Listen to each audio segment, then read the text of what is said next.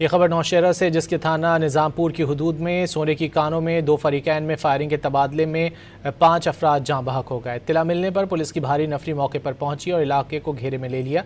Police के मुताबिक मुलजिमान के खिलाफ सर्च ऑपरेशन जारी है। गिरफ्तारियों के लिए बड़े पैमाने पर नफरी मौजूद है।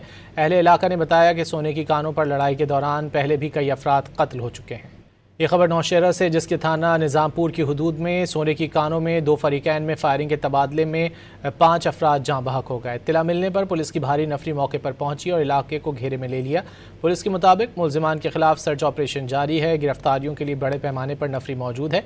अहले इलाका ने बताया कि सोने की कानों पर लड़ाई के दौरान पहले भी कई अफराद कत्ल हो चुके हैं। ये खबर नौशहरा से, जिसके थाना निज़ामपुर की हदूद में सोने की कानों में दो फरीकैन में फायरिंग के तबादले में 5 अफराद जाँ बहक हो गए। इत्तला मिलने पर पुलिस की भारी नफरी मौके पर पहुंची और इलाके को घेरे में ले लिया। पुलिस के मुताबिक मुलजिमान के खिलाफ सर्च ऑपरेशन जारी है। गिरफ्तारियों के लिए बड़े पैमाने पर नफरी मौजूद है। अहले इलाका ने बताया कि सोने की कानों पर लड़ाई के दौरान पहले भी कई अफराद कत्ल हो चुके हैं।